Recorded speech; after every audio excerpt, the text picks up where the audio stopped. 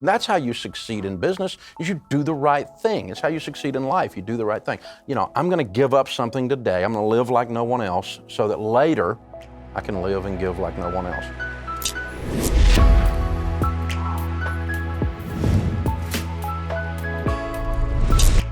Here we are on the Sunday Special with our very special guest, financial guru Dave Ramsey. Super excited to have him on. But before we get to Dave Ramsey, first, let's talk about your impending death. So the fact is that you're going to plot sometime. Hopefully not soon, hopefully much later, but you should have life insurance because life insurance is one of those topics everybody knows a little bit about, but do you understand it well enough to feel comfortable buying it? Whether you're an insurance expert or a newbie, Policy Genius created a website that makes it easy for you to compare quotes, get advice, and get covered. Policy Genius is the easy way to get life insurance in minutes. You can compare quotes from top insurers and find the coverage you need at a price you can afford. From there, just apply online, and the advisors at Policy Genius will handle all the red tape for you. They'll even negotiate your rate with the insurance company. No fees, no extra fees, no commission sales agents. Just helpful advice, personalized service, and Policy Genius doesn't just do life insurance. If you're looking for disability insurance to protect your income, or homeowners insurance, or auto insurance, they can help you get covered fast. So no matter how much or how little you know about life insurance, you can find the right policy in minutes at PolicyGenius.com. Policy Genius is indeed the easy way to compare and buy life insurance. Be a responsible adult. Don't be buried in a pauper's grave. Make sure that your family has money left over if, God forbid, something should happen to you. Go check them out at PolicyGenius.com. Again, Policy Genius, the easy way to compare and buy life insurance. Well, Dave Ramsey, thank you so much for stopping by the program. I really appreciate it. Well, I'm honored to be here. You're a legend. It's an honor to be on with you. Well, I mean, right back at you. My family's been listening to you for a long time. I didn't even know about it, apparently, as it turns out. Over the weekend, I found out my in-laws listen to you, and my wife apparently listens to you, and I didn't know about it, which says something about both our marriage and the success of your show. And I want to start by asking you, I want to get into your financial strategies and kind of your life strategies, but what is your background for people who don't know your story and how you came to your kind of realizations and program about financial independence? Yeah. Well, I started out with all these letters and licenses after my name that said I was supposed to know something about money, and I started with nothing.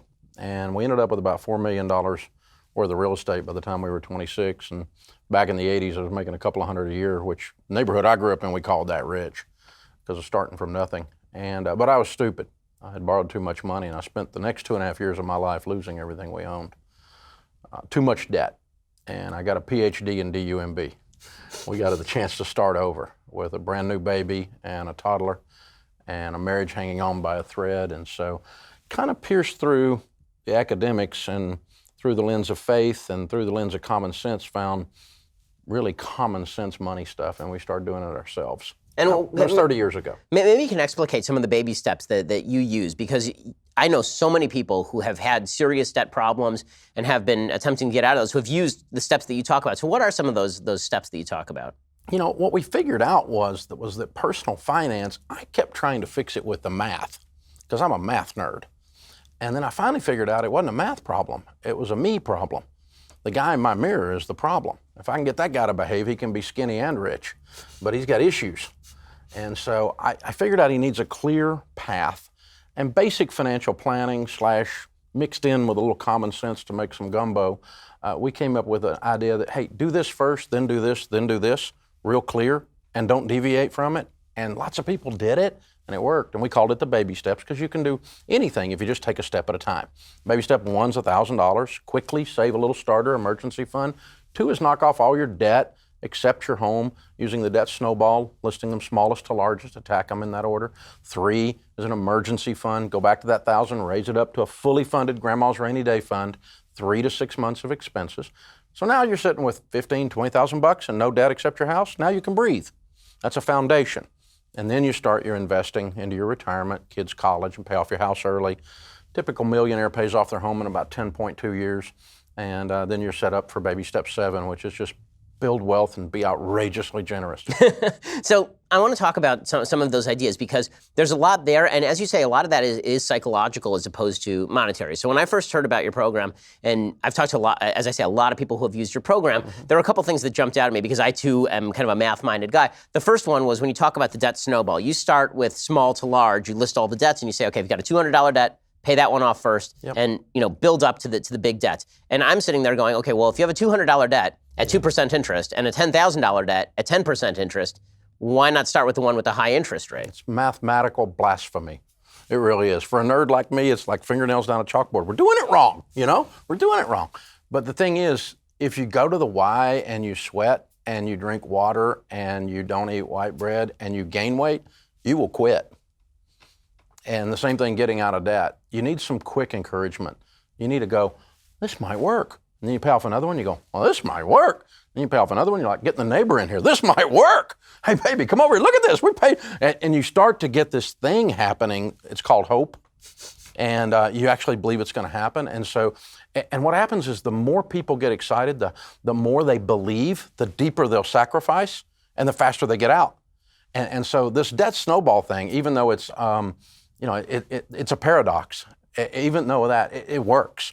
It works. And people don't get out of debt using the other because they get stalled out. And I always just laughingly tell our audiences, if we were doing math, we wouldn't have credit card debt in the first place. It's not a math problem. So I want to ask also about who kind of your target audience is, because I think that there are certain situations, right? I came from a middle class background. By the time I was, a teenager, a late teenager, I would say we were sort of upper middle class, and I incurred debt for college. I incurred debt for law school. You're very anti-debt for college. I agree with you that many college debts are worthless. But for my wife, for example, she's a doctor, as people know, and she went to medical school, and she also went to pre-med for undergrad. Are there any situations in which you think that taking out college debt is worthwhile? Well, I just don't teach people to borrow money. The shortest path between where you are and wealth is to stay in control of your largest wealth building tool, which is your income. Now that puts some serious hurdles in place when you're going to law school or you're going to go to med school. But I talk to people who go to med school and they find a way. They get scholarships, they do fellowships, the MD PhD program. There's all kinds of ways to do it, but it's tough. It's tough. But so's paying off $250,000 freaking dollars in debt. That's tough too. So you're going to pick your tough. You just got to pick which one. I mean, that's sort of, I guess, the question, because it sounds like there are certain situations, like there are situations in which if you have to have a government-sponsored debt, it seems to me those are the situations in which it's a bad idea to really take out debt. If you got to take out a student loan from the government in order to go major in gender studies, good shot, you're never going to be able to pay that off. Exactly. But there are certain professions where the income coming out is going to be good enough that there's a reason the bank is giving you a low-interest loan. If you're taking out a loan for pre-med, they're presumably giving you that loan hoping they're going to get knowing or having actuarial tables suggesting they're going to get paid back on the other end. So, are you supposed to forego med school? Those are federally insured loans too. And the inherent problem, and it becomes a policy problem when you get right down to the core of it with $1.4 trillion now in student loan debt. We're basically loaning 18-year-olds who have never had a job and want to get a degree in left-handed puppetry up to $145,000. I mean, we the people are stupid. We're really stupid that we're guaranteeing these loans. I mean, because there's no guidelines on this whatsoever. And the parents many times don't care, don't bother to be involved, or don't know how to lead their kid. They're like, well, they're 18, they make their own decisions. That's probably not a good idea. Maybe we put your arm around little Junior and say, we really do need to get a degree in something other than, German polka history. Let's try something else, Let's try to get something that actually is marketable and that you can put some tools in your belt to earn a living so you don't live in my basement when you're 32. Let's have a plan here. And it's funny that you come at this from a different angle from people like Peter Thiel, obviously, but you end up in exactly the same place, which is college is very often a waste of time. Maybe you ought to just be going out and learning a career, apprenticing yourself, actually making something yourself. I don't think it's a waste of time at all. I mean, higher education, we just completed, one of our Ramsey personalities, Chris Hogan, we just completed the largest study on millionaires ever done. We studied 10,165 of them. And the vast majority of them have a 4-year degree. They didn't use debt to get it, though. That's what's odd. 68% of them have a 4-year degree. And almost none of them went to prestige schools, though. Most of them went to state schools and community colleges and that kind of a thing. And but it turns out being smart, being educated is a good thing. It's just, what are you studying and what are your expectations? But it just breaks my heart when I get a young lady calling me from Atlanta last week on my show, and she's got $165,000 in student loan debt for a master's degree in sociology, and she makes $38,000 working for the state of Georgia. I mean, it's just, where were her parents? Where we as a culture failed her to tell her that was going to work. But then you can't throw the baby out with the bathwater and say, well, education isn't a good idea. But we're just stupid about education. That's the paradox. So, as far as, taking on debt, and I'm focusing on the debt because this is one of the areas where, as you say, like the kind of statistically minded folks look at you and it sounds like blasphemy. So talking about entrepreneurialism. So when you look at the number of businesses that are started in the United States and that are successful, the percentage that were started off of some sort of loan from family, from friends, from a bank, there are a lot of businesses that were started off at least with somebody investing who was not the original person. Where our business, for example, was started off with an investor. Sure. And we went to the investor, and we had an obligation to pay off the investor. And our business doesn't exist without us actually borrowing money and then using it to build our business and then paying back the investor. And that's true for an enormous number of publicly traded companies. Is there a happy medium here, or do you really believe that it's just a matter of scrimping and saving until you can get together enough money to start the business? Because sometimes you actually do need a spend of scale in order to make sure that you can get launched. Well, if you're an income, if your end game is an IPO, if you're wanting to go public, you're probably dealing with a vulture capitalist at that point. You're probably venture capitalist. You're about to get yourself into a situation where somebody owns your soul, and that's going to be part of the process. If you're doing something like you guys are doing, you've got an angel investor that's setting you up and believes in your cause, and that gets you going. In my case, we started on a card table in our living room. We've got 806 employees today. We'll do about $200 million in revenue this year. We've never borrowed a dime. But it did take us 20 years. 20 years later, we're an overnight success. Yeah, exactly. It sounds like a pretty good plan. 20 years to $200 million in revenue ain't a bad thing. So it worked out. So when it comes to kind of personal character, how much do you think that financial decisions are about education of people to make the right decisions? And how much is it about actually being able to put off what you want for what you need? Yeah, that's called maturity, the ability to delay pleasure. And that is a character quality. Integrity, there's a high correlation between integrity, wholeness, not just telling the truth and honesty, but this full-on integrity. You are who you are all the time, that's integrity. And not only do you tell the truth, not only do you honor your word in situations. High data point correlation between that and the ability to build wealth. This idea that you cheat your way to the top is mythology. It truly does not work out there. Think about it. If you go to the local car place and get your car worked on, he cheats you, you tell everybody you know. And you don't tell everybody you know. And if you go in there and he says, oh, it was 35 cents, I fixed it, don't worry about it. You tell everybody you know because you just found a unicorn. It's so rare. The guy just did the right thing. And you send your family, your friends, and that's how you succeed in business, is you do the right thing. It's how you succeed in life. You do the right thing.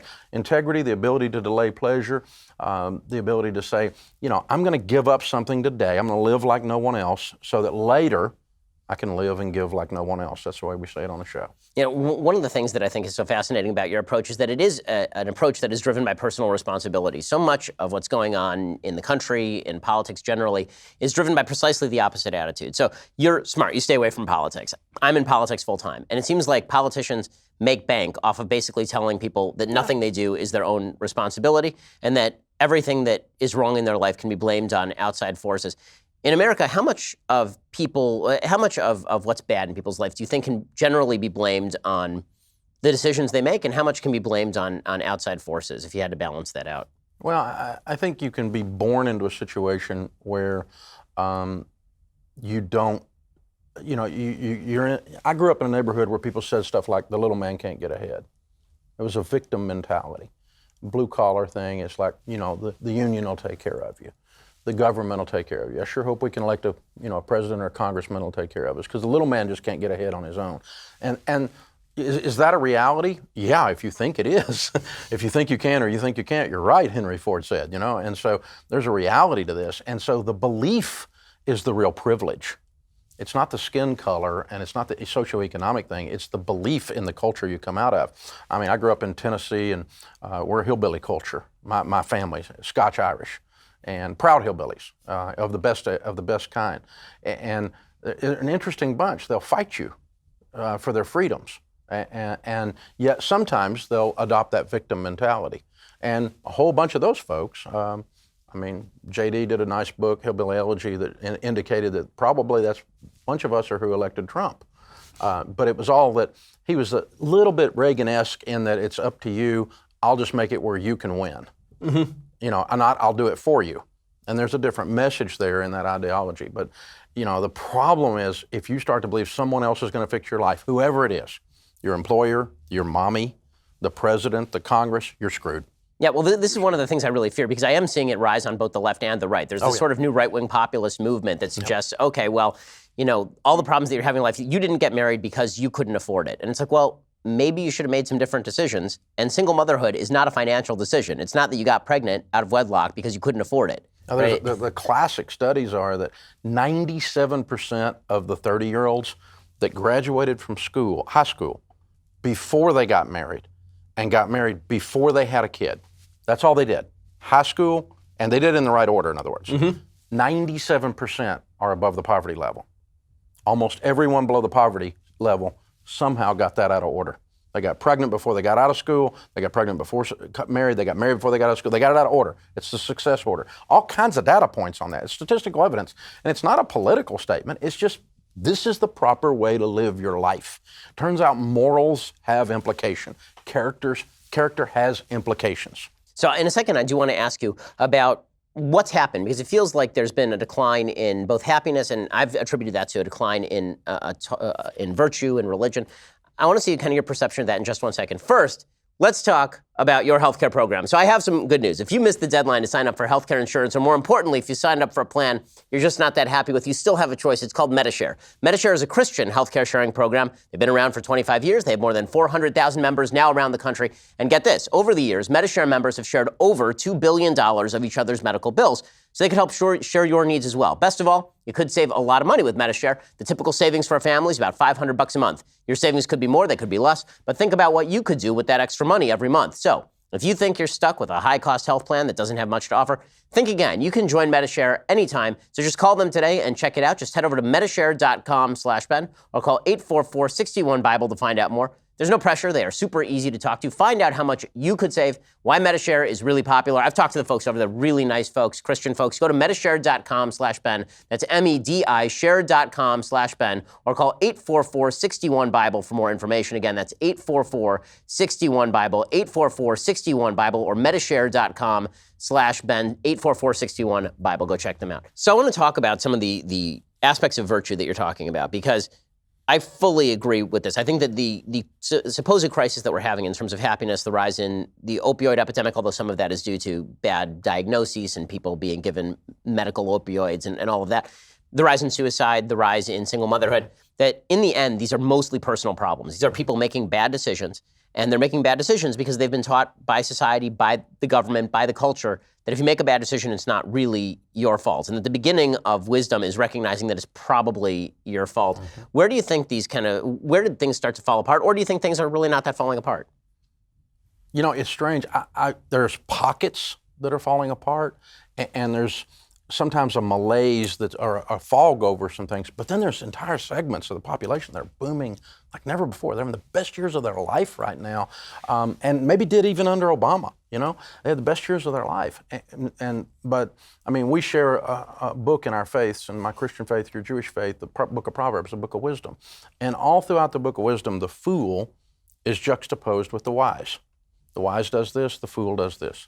The wisdom is this, and wisdom is, in the Hebrew, you know this probably, is the art of living life well, is really what it means.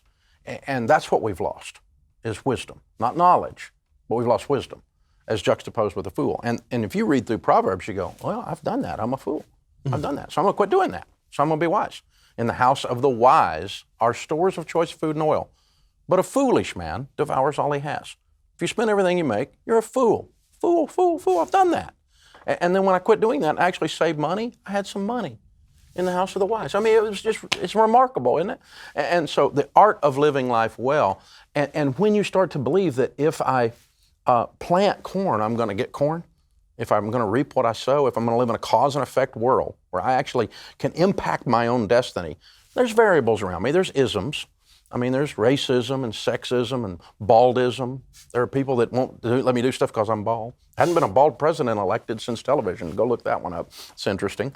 So, these kinds of things are we got one with bad hair, but we don't have any with no hair. Right. And so Jerry Ford was not elected. But there's always, I've got a Southern drawl, and for years in the radio business, now we've got 600 stations, but for years, people in Boston thought we broadcast from a double wide because we were in Tennessee, with no shoes, There's all these isms, right? Everybody's got an ism they got to bust through. I don't care who you are. But if you truly believe because of your ism whatever it is, that you can't win. You're not going to get corn if you plant corn. Then why would you ever plant corn? That's hopelessness.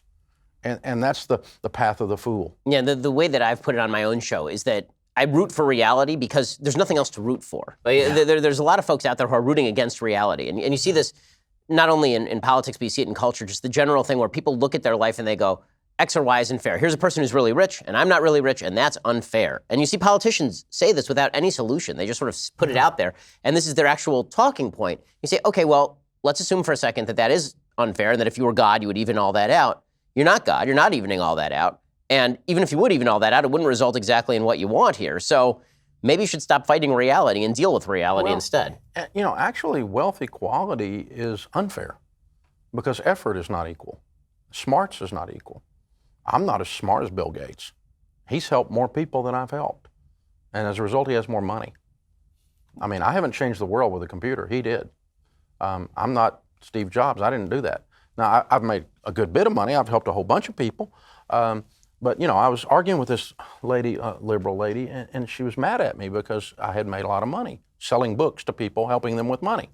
And she's like, well, you're taking advantage of all these people that are broke. And I said, when I sold 5 books for $10, nobody was mad. But all you people got pissed off when I sold 10 million of them. And I helped 10 million people. And so your level of return is the level of help. And so that just defeats the wealth equality argument completely, because we now know that 79% of the millionaires in America today, 8 out of 10, inherited zero, which means they did something in the marketplace.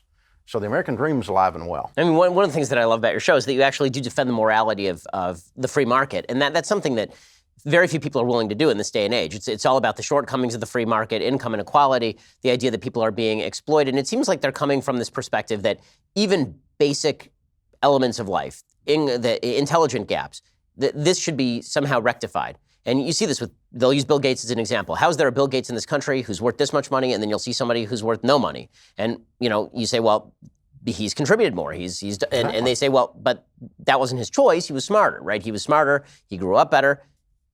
How do you answer that? Well, he did. He is.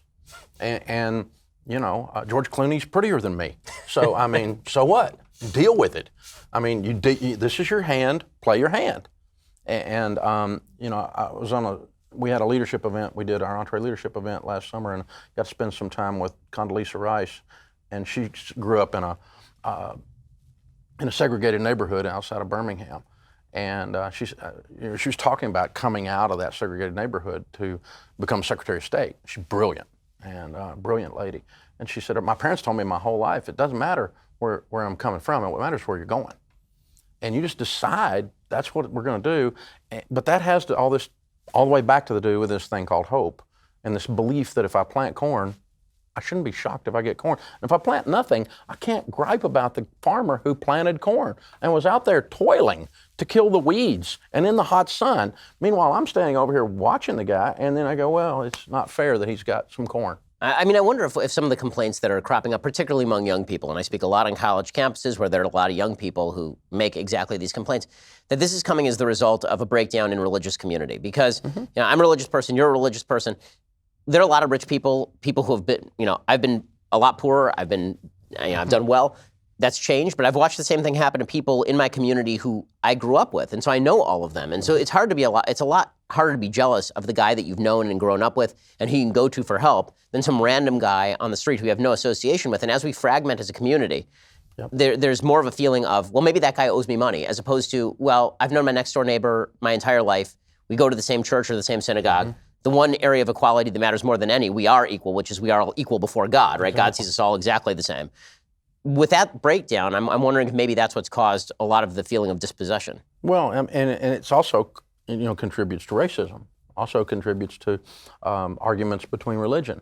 I mean, if you sit down and spend time with people and actually develop a relationship with people that have different situation than you've got, you're going to learn there's good people and there's bad people in almost every one of those things. I know wealthy people all over the world that are worth hundreds of millions of dollars. They're some of the best people on the planet. And I know some of them that'll cut your throat just to see if you bleed. I mean, and I know some poor people that are some of the best people on the planet. And I know some of them will cut your throat. Hasn't anything to do with the money. It's got to do with their character or their lack of it. The money just revealed it. So where do you think the country is going? Are you hopeful or pessimistic for the country? You deal a lot with individuals, but on a broad level, where do you think the country is going right now? I mean, my spoiler is that I'm always pessimistic, which is great for me because it means I'm always right eventually. Yeah. It's just a question of where the eventually happens. But are you optimistic or pessimistic about sort of the direction that the American people seem to be moving? I'm optimistic overall. There's lots of issues. There's lots of problems. And I think the biggest problems we've got are not structural and they're not systemic. The biggest problems are belief breakdowns, where people believe the wrong things. And when you believe the wrong things, then you make bad decisions because your worldview is screwed. And that's the most pessimistic piece I've got about it. And so to the extent that people like you can get out here and be thought leaders and teach people that what happens in their house at the end of the day is probably a lot more important for the quality of life they lead over the next several decades than what happens in the White House. So what's your religious background? Where do you come from? Like, can you tell me about your parents? Because how'd you get this way is sort of the question. Oh, I didn't grow up in church. I was a hell-raising, beer-drinking hillbilly. I was a crazy man. No, I met God as an adult. And I actually met him on the way up when I was making that money, and then when we were losing everything, I got to know him on the way down. So I started studying Scripture because I had all these letters and licenses after my name and about money, and then how shit broke. I must have got some bad information because I was acting on all the information I had, and it didn't take me where it was supposed to take me. Instead, I built a house of cards that fell in on me, use OPM, leverage other people's money, and all that stuff, right? And I got to thinking about it, and who was it taught me to borrow money? That was my finance professor in college who was broke, which is kind of like a shop teacher with missing fingers, right? That's a problem. So I started, as a young person of faith, young in my faith, in my 30s, 20s, I really dove in and started learning what the Scriptures say about money. I mean, if you just read Proverbs over and over, you have a master's degree in finance. So you have 3 kids. How old are your kids? 26 to 32. And have they followed all of your advice? If they don't? Yeah. Well, they're all actually functioning human beings, and they have great marriages, married good people, and have great babies and great careers. They work very, very hard. They are not silver-spooned by any stretch. Well, one of the things that I love about your show is that you really do give tough love advice to a lot of the folks who call in. I mean, it's what makes it so entertaining is that you're actually telling them the truth. Have you ever felt bad after you get off a call that you slapped somebody a little bit too hard upside the head? Yeah, oh, sure.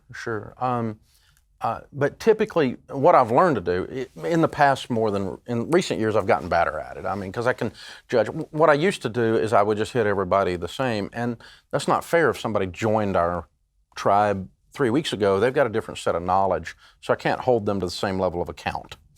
I started watching your stuff on YouTube, Dave, 3 weeks ago. Okay, I'm gonna give you. We're gonna gently bring you along. But Dave, I've listened to you for 10 years, and I leased a car last week. Pop, I mean, you're gonna get it, So, because you know not to do that. I do everything you say to do, and then tell me 3 things you didn't do, And so it's like, we're gonna get you, dude. And it's tough love, but you know what that is? That's real love. Well, real love is always, I mean, my son's 26. He's a wonderful, fabulous young man. He's a vice president in our company. He's brilliant, great entrepreneur. When he was 8, he would not take a bath. And his dad made him bathe because you stink and you can't exist in society if you don't take a bath. You don't brush your teeth, you're not going to have any, son. And I'm going to make you do this against your will for your own good. I don't get any benefit out of it at all. It's for your good. That's love. But they call it tough love. It's just being a good dad. This is one of the things that drives me up a wall. I know so many people who are both adults and teenagers, but it must have been inculcated them when they were teenagers, and now they carry it forward. This idea that you're 25 and you've screwed up your life, and if somebody says anything that crosses you, it's because they don't love you enough. That if they truly loved you, then they would just accept you as you are. And so, well, maybe I'm trying to not accept you as you are because you suck the way you are. Maybe you should stop sucking, and then then you will have earned the love. Yeah, I think 4 DUIs is awesome. Just keep drinking. It's working for you. I mean, come on. You're gonna spend your life in a ditch if you live and don't kill somebody else. This is ridiculous. We're going to have to drag your butt out of the bar, boy. I mean, this isn't going to work for you. And you just got to love somebody enough to go, I'm not going to participate in your crazy. I'm going to stand over here on the side and show you what sane looks like. Come join us. It's more fun over here. So what are your rules for relationships? There are a lot of folks who are married or thinking about getting married. Do you have any sort of relationship rules and advice for folks who are getting married that they should keep kind of first and foremost in their minds? Oh, man, I've been married 36 years, and happy wife, happy life is the first one. But yeah, no, I mean, as far as the money piece goes, we have learned that when people handle their money together, that they're really setting their life goals together. They're sharing their fears, they're sharing their stresses, they're sharing their dreams, because your money all runs towards those things. The way you handle your money symptoms, more of a symptom of what's going on in your life than the actual problem. And so when we can get couples to start talking, it's amazing. They go through one of our classes and they've been married 12 years and they come back, you saved our marriage. I'm like, you went the wrong class. The sex class was down the hall. You know? I mean, but no, all we did was we made them start talking about their money. One checking account, shared accounts. We're gonna know everything that's going on, both of us. There's no, I'm gonna take care of you, you're not good with money, honey, so I'll do the money. No, we're all on this together. One might be the nerd that's gonna do more of the details, but we're gonna be two adults pulling the wagon together. And there's tons of data that says you're not gonna build wealth unless you do that. So I know, again, you don't get into politics too much, but from a general political view, I am going to ask you one political question, which is, what do you think the proper role of government is? Because it seems like nowadays people think it's to fix income inequality, guarantee people jobs. Mm-hmm. In your ideal world, you're King Dave Ramsey, and you get to decide, what government does and what government doesn't. What do you think government's actual role is? Well, God has been smart enough so far to not allow me to be involved in that. So, and I pretty much agree with him. So, no, I mean, politically, I'm sitting here, so I'm obviously conservative, very conservative, probably just to the right of Genghis Khan. But, my liberal friends, my liberal listeners, I make fun of them all the time on the air, but they know I love them. And I'll help them with their money, and I'll help them with their marriage when they call in, and I'll help them retire with dignity. I'll show them how to do it. But I like people. I'll help you wherever you are. That's okay. But as far as the reason I'm a conservative is I was sitting with John Stossel one night about 15 years ago, back when he did 2020, back a long time ago, and he said, I've read up on you, and I said, oh, really? That didn't take long. And he goes, yeah, you're a social conservative and economic libertarian. And I said, I never thought about that, but I probably am. I'm an economic libertarian because I'm a free market. I mean, I am a capitalist pig. I love capitalism. Capitalism is what happens if you leave people alone. They will go and function in their own best interest. Some of them will do it crooked. Some of them will do it with morals. Some of them will do it sanctified capitalism. Some of them will do it wrong, and you wish you hadn't let them run loose, just like when your children grow up sometimes you wish you hadn't, but that's the way it is. But I see so much good happen, more good happen in the marketplace when you let people do their own thing. Anytime you put a large number of people in a small area geographically, there has to be more rules. We call that civilization. If you're going to be in the middle of Montana and there's, more sheep per capita, in this square mile than people, and there is. It's beautiful up there. I love Montana.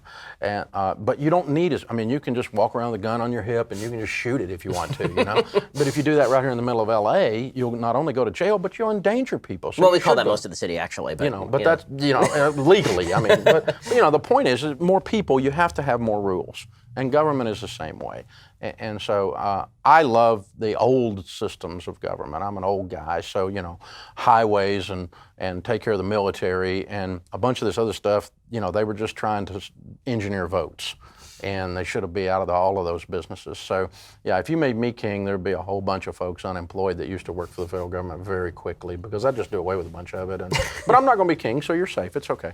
Alrighty, so I want to ask you about charity. So in your program, you talk a lot about how when you get wealthy, you should give a lot of charity. What do you think the role of charity is? Because there's a whole group of folks who are sort of the Ayn Randian objectivists who say that the best way that economics works is to never give charity. The best thing you can do is invest your money, create more jobs. Why do you think it's important for folks to give charity? Well, it has nothing to do with the economy. It has to do with what it does for you. God teaches both of our faiths to give very, very clearly. Tons of scripture.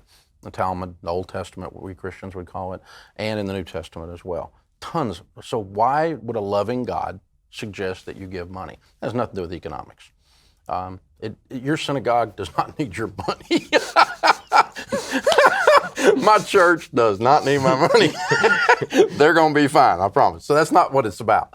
This is about what happens in me. When I turn loose of money and I see the result, it moves me from selfish to selfless. It grows my character. And selfless people are highly attractive, much more so than selfish people. And so it turns out that the person who gives is also the person who holds the door for you. They're also the person that has a level of humility. They understand the center of the world really doesn't run through the top of their head. And so, but there's a spiritual result, a character-based result, and a psychological result when you go through the tactical step of mathematically giving your money away. And so when you reach over and you see a lady waiting a table in a greasy diner and you leave her a $300 tip and she's pregnant, that lady needs the money. Now, you helped her. The economy was affected, but what it did for you was more than any other player. So oddly enough, charity is selfish in that regard. If you understand what it does for you, what it does for your kids to see you give. And I've got a good friend who's Orthodox Jewish rabbi, Rabbi Daniel Lapin, and he cannot stand the phrase, and I agree with him, give back. He says, you're not giving back. You didn't take anything. Right. You're just giving. You didn't give back indicates somehow you took advantage of the culture and you owe the culture a debt. You don't owe the culture a debt. That's not true. But you owe yourself a debt to learn to have that element of your character.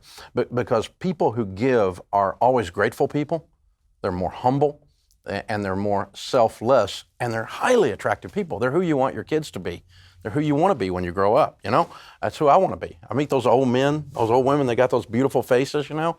And then you meet the ones that don't have beautiful faces because they're angry and they're selfish. And it ends up on their countenance when you get old. And because when you get old, you become more what you're going to be, right? You know, and that's what charity does. Now, think about this, though. If we could look at that on the macro level, what would happen? Oh, baby. I mean, what if we could get a whole culture that started giving, not because of the economic impacts, not because they helped this little charity, or not because this kid was fed, although that's a wonderful thing, but we got a whole culture of people who are highly attractive and selfless instead of selfish and mean and nasty and on Twitter. You know, I mean, it's just unbelievable, you know? Yeah, no, and I think that's exactly right. It's because I think that what happens is that the folks who don't give charity tend to be the folks who are very eager to take somebody else's money for something absolutely. else. I mean, there's a really high crossover, and not to get too political again, but the stats show that red states give a lot more charity than blue states, that religious people got to give a lot more charity than non-religious people, and those people also tend to vote for small government because, again, those people understand that when it comes time, when the pedal hits the metal and it's time to help somebody out, that in the end it's up to them. It's not up to somebody else, and that casting it off on a third party is a mistake. And one of the things I always note on my show is that when it comes to charity, yes, I have a commandment to give charity, but there's no commandment to receive charity. There's no command, and we seem in our society to have reversed it. That the commandment is mostly that society owes something to me. It used to be that if you took charity from somebody, you felt the obligation toward that person because you knew who the person was. The person had a face. And I always cite the movie Cinderella Man, where James Braddock is walking back into the welfare office with a roll of 20s and paying back the welfare office. Is there a single person in the United States who gets a check from the government who would ever think about doing that? Today, probably not. But if you do it in the context of a community of which you're a part, you know exactly how much you owe to everybody else in your community. Well, and all that is gratitude. If you've received it, it changes your gratitude level. If you've received help at some point in your life, you're a grateful person. And if we could create a whole culture of people who were selfless rather than selfish, and in the process, we gave so much into these institutions that you could literally, financially, economically, could make the government irrelevant. You could put them out of business. It'd be wonderful. So what do you think, as a person running a massive, massive business, what have been the biggest obstacles that you've faced in taking your business from non-existent to a $200 million business? People. Our people on our team are our greatest blessing, and they're our greatest pain. We love them, and they drive us nuts sometimes. People. The human resource, and loving them well, compensating them well, attracting the talent and people of character, people that have quality, that actually act like they own the place and actually work while they're at work and all that kind of crap. You know, I mean, it's that has been our biggest obstacle. We hired 200 folks last year, but you have to go through 10 interviews with us. We're very hard to get on with. But we win Best Place to Work every year. Why? Because we're the best freaking place to work. We take care of our people. I mean, we're very, very good to them, but we require a lot. You have to bring it, baby. We're playing for the Super Bowl. Tell me about that experience. Like, how does that interview process work? That's a lot of vetting. I mean, maybe we'll start doing that around here. But has it? Well, I mean, I was so dumb when I first started. I thought if you hired people, they would just work, you know, and I was dumb. I mean, and I thought they would actually care and they wouldn't steal. And it turns out you have to hire people that work and care and don't steal. You can't just hire people and then they want to do those things. So you have to actually vet that process. There's a due diligence involved. So we just found out if you spend more time with people, you get to know them. They'll tell you. We call them thoroughbreds or donkeys. You can't win the Kentucky Derby with a donkey. Never been one win it, ever. And you can't win at business with a room full of donkeys. And so sometimes a donkey can dress up. They put on their interview clothes. They look like a thoroughbred when they come in. But you have to talk to them long enough until they finally go, yeah. And you hear, you go, that one's got a drug issue. I don't think we're going to do that. And that one's doing some crazy butt stuff in their personal life. I don't think we need that toxic stuff in here and, you know, that kind of stuff. And so, because, you know, everything moves at the speed of trust. And if you can't trust people's competence, their excellence, their integrity, their intent, then it's hard to work together. You can't get work done because you're always looking over your shoulder seeing who's going to stab you. And so we just fire people if they do stuff like that. Have you seen, I mean, you've gone through so many people, it sounds like, have you seen any like quick indicators of the donkey? Like how do you spot the donkey right off? We just talk to them and they'll tell you. And we love millennials for this reason. The millennial generation is a fabulous generation. I get asked all the time in these leadership conferences, how do you hire millennials? How do you hire millennials? I love them. They're awesome. Because there's really only two kinds, awesome and sucks. And that's the only millennials. And they'll just tell you, I suck. I live in my mother's basement. I don't intend to work. I got a participation trophy. I'm not doing squat. They'll just tell you. And good, we're not hiring you. But the other ones, the ones that care and they join a cause, they'll storm the gates of hell with a water pistol, man. They're missional. They will fight. They'll drive. They believe. They're loyal. It's the best generation I've ever hired. As an old leader, I can tell you, it's a fabulous generation. What's your management style? I mean, how's it like in your office? There's some people who are, you know, delegators. There are some people who are micromanagers. What's your management style? What do you recommend in terms of management? Well, I wouldn't really have hired you if I didn't need you to do something I didn't want to do. So it's delegation, but I'm going to require you do the stuff with excellence and with a spirit on it that the customer loves the fact that they came into contact with the Ramsey organization. And so it's a high level of expectation, a lot of more like a coach. You know, I used to say a coach is somebody that loves you dearly, but you're a little bit afraid they'll go crazy at any moment and kill you.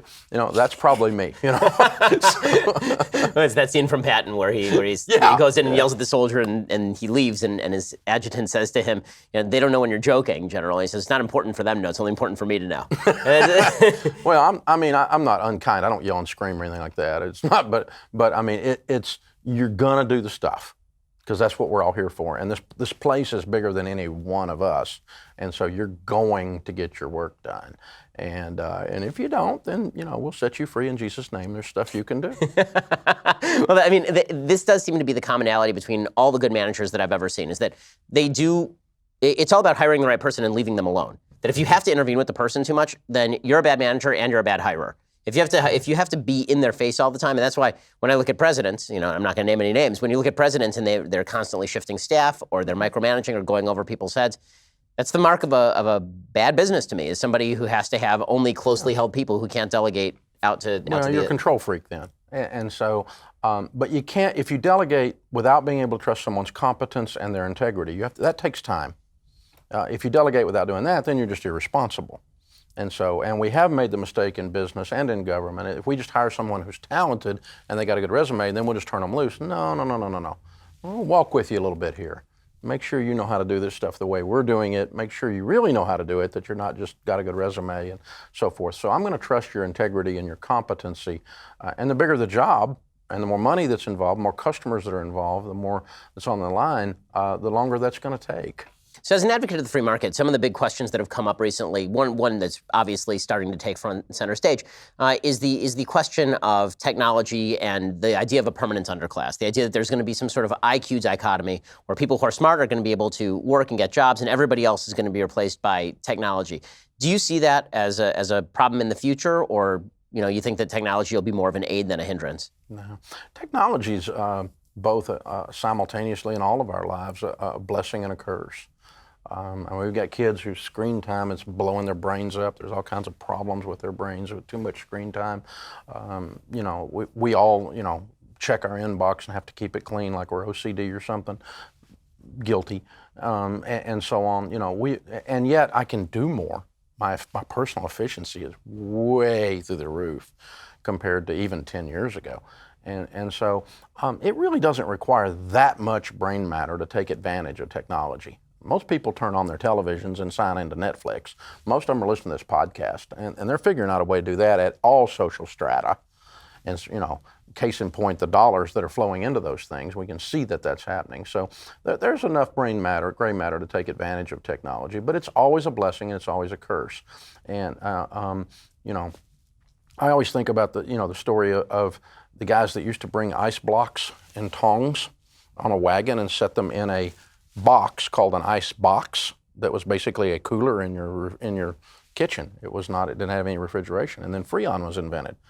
Well, the ice tong guys went out of business, right?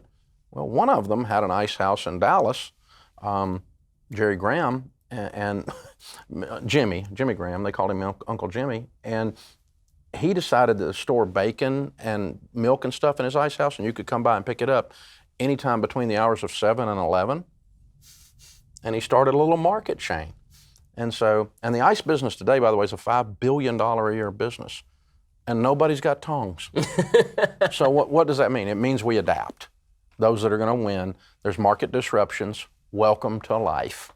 And they come at you and they present either the death of your business or the life of your business. Be ready, they're coming. So you've had a ton of callers, obviously, over the years. Is there anyone that really sticks out to you as particularly memorable, or it's just at this point kind of faded into the... I've had several of these, but I guess the first time it happened, it sticks in your memory. She called me from San Antonio, and it was Monday, and San Antonio is a big military town, and her husband, a special forces guy, had been killed in Afghanistan the day before. And she's calling me, crying. What do? Well, we work with military folk a lot, so I knew all their programs, and they do a great job of coming around the spouses when they lose somebody. So I knew that they were going to be there, but we were able to plug her in with a good church locally and one of our coaches locally and one of our investment advisors locally, and we were able to put all those people around her to help her and walk with her, because obviously in 2 minutes on the radio, I just cried with her. It just tore me up. I'm thinking about it right now, but I can't imagine getting that call. Those guys standing on your front porch, those get you. And but radio's a blast. There's humans there, man. One guy called and said, my wife says she won't have sex with me if I don't make at least $600 a month. What do you think about that, Dave Ramsey? I said, I think I'd get to work. He started cussing and yelling and hung up. We had to hit the dump button. Wow.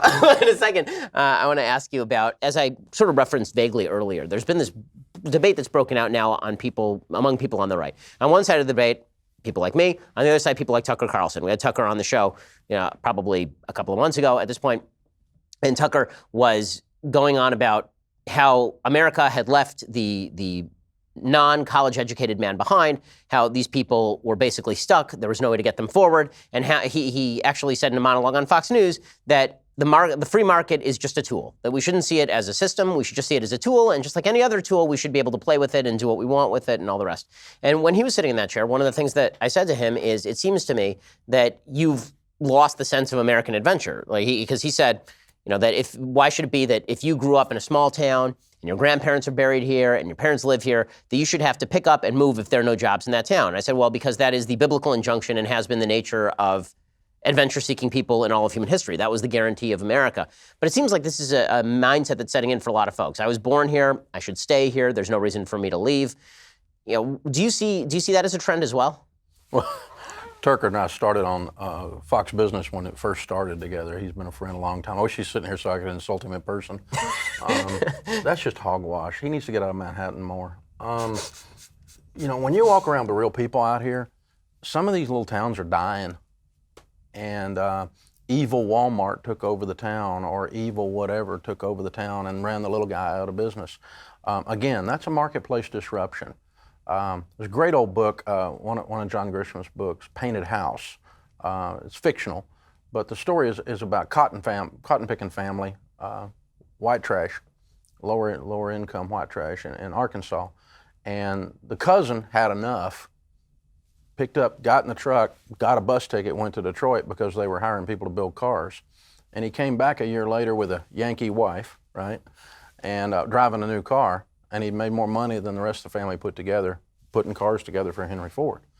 And so what'd he do? There was no economic things available, so he picked up and he went to Detroit. I mean, when the hurricane hit New Orleans, you know what happened? We got Cajun restaurants all over the United States because people left and never went back. They left because their homes were destroyed, their businesses were destroyed, but then they got comfortable. We got great Cajun restaurants. 2 of them are friends of mine in Nashville that were from New Orleans, and the only reason they're there was Katrina. That's the reason they're there. So when economic calamity or lack of opportunity is there, you pick your butt up and you move. There's always been a diaspora, an economic diaspora. There has always been that. There's always been movement, to the state of Florida, because of the snowbirds. There's always a thing, and taxation and policy drives that. There's people leaving the state of California as if the place is on fire right now, going to Texas. I mean, the whole political makeup of Texas is shifting because of California's moving there to get away from the taxation. And the same thing coming out of Connecticut and out of New York. I mean, you got to make a lot of money extra to offset the taxation. So all of those things play into, and there's always been a sense of you need to move. I don't want to move. I like my town. I'm comfortable there. But if it means feeding my family, if it means living my destiny that God's given me, I'm gone. Let's go. When it comes to the question of sort of how to raise your kids in this culture, what sort of tips do you have for young parents particularly who are being hit with a lot of cultural influences that suggest precisely the opposite of exactly the lessons you teach? How do you shield your kids? Because you brought up 3 great kids it sounds like. How do you go about protecting them from this and inculcating in them exactly the sort of values you're talking about? Well, the first thing is, my friend Andy Andrews says, don't try to raise great kids.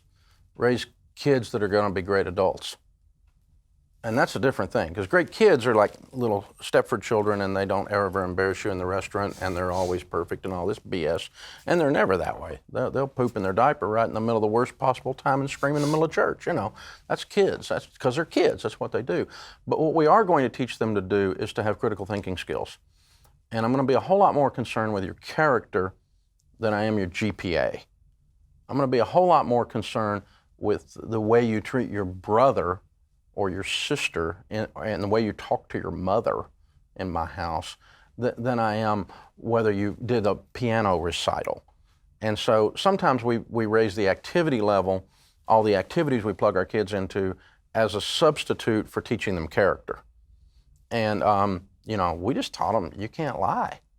It will hurt you because I will hurt you so that you don't get hurt later. And, well, you paddled your children. You dadgum right. Most of my best friends were paddled as kids. And, you beat your children. No, I'm not a child abuser. I love my children more than anything. I take a bullet for them. But they turned out. And part of that was, the nurturing of their mother, the fear of their father. Let's even talk about that sort of stuff these days. It's obviously very controversial. I get hate mail for days. I will after this. That's okay. It's all right. I made a living off of it. It's okay. Well, I mean, this is the fun stuff that we get to talk about all the time, and you talk about in your show too, is sort of the distinctions between male and female roles in the household. How do you see that? Well, I'm probably middle of the road. My daughter called me a feminist the other day. I couldn't believe it. But toxic feminism, toxic masculinity has been in the news this week. Obviously, we don't want to do any of that. But as a husband, as a dad, my job is to love my family, to serve them, and take care of them. And that may mean the way I serve my 8-year-old is I may make him brush his teeth. It may mean the way I serve my 16-year-old is you don't get to drive tonight because you've not been acting right. It may be, and they don't feel served. when you're doing that. But I'm serving them. I'm their dad. I love them more than anything on the planet. And that's the way I view it. Is my goal is to serve. But no, I mean, my wife has been a full-time mom, but if she wanted to have a career, I don't care. My mom was a working mom, and that's fine. I mean, your wife's a working lady, and got a lot of, 3 of our operating board members in our company are very, very sharp ladies. And so I have no issue with that at all. It's, what do you want to do with your life? How do you want to do it? And how can we support each other to win? I don't make decisions unilaterally at our house, and neither does my wife, by the way. So big decisions, we talk about it, and we come together on it. And that includes talking about something going on with the kids, or a large charity donation, or going to buy this building to put our company in, or, in the old days when we hire people, we always interview them with their spouses and with our spouses, because spouses see stuff.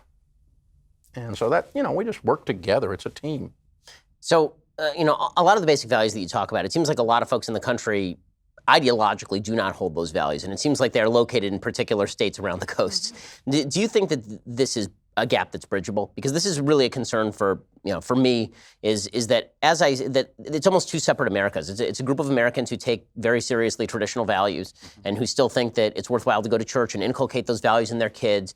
And then there's a group of folks who seem to think that those values are old-fashioned, outmoded, that we live in an experimental age in which you basically ought to let your kids run roughshod over you or do whatever they want, in which it's a mistake to try and teach your kids anything. And in fact, it's an act of parental tyranny to try and teach your kids anything. Do you think that gap is bridgeable, or do you think it's going to continue to sort of bifurcate?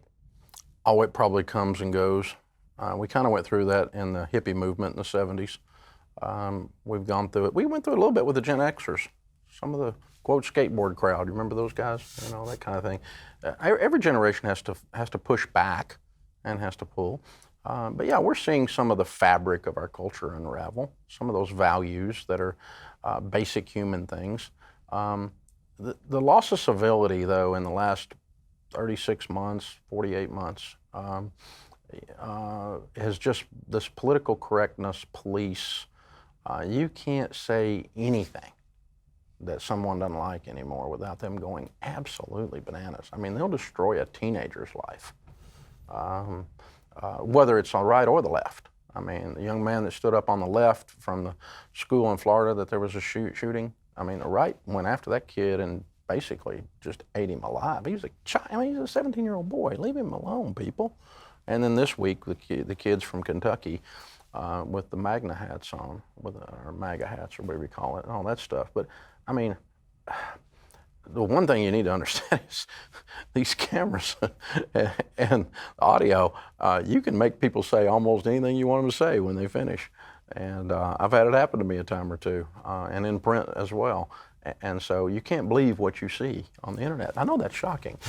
But the lack of civility to stop and let's just stop a second. And did that pastor really do that? And maybe he did. Maybe he's an absolute reprobate, and he should be punished, and he should lose his standing for 45 years of building that. But did he actually do that? And so I think we got to just stop a second and breathe before we just slit everyone's throat on the first possible offense. Oh my God, we're an offended people. It's ridiculous. And you get extra credit for being offended, and you also get extra credit for being the first person to go in for the throat slitting, because if it turns out that you got it wrong, well, then you can sort of walk it back a little, maybe apologize, maybe you don't. But if you get it right, then you get all sorts of credit as being the first on the virtue signaling train. Exactly. And I'm in charge of virtue. That's my job for everyone else. And turns out a full-time job is the guy in my mirror. Mm-hmm. Well, in a second, I want to get to the final question for you here today. Yeah, exactly. So here's the question. The question is going to be, on a scale of 1 to 10, 1 being entirely risk-averse and 10 being entirely risk-tolerant, how do you rank yourself? Because you're obviously an entrepreneurial guy. You're a guy who's actually, started a massively successful business, but you're also somebody who says that you shouldn't take out debt. So that seems risk-averse. I'm going to get the answer from you in a second, but if you want to hear Dave Ramsey's answer, you have to be a Daily Wire subscriber. To subscribe, go to dailywire.com, click subscribe. You can hear the end of our conversation there. Well, Dave Ramsey, it really is a pleasure to have you here, sir, and I can't express enough that if folks haven't checked out Mr. Ramsey's stuff, you haven't checked out Dave's stuff, you really should. He's helped millions of people, and including apparently half the members of my family, which I didn't even know. So Dave Ramsey, thanks so much for stopping by. Thank you, sir.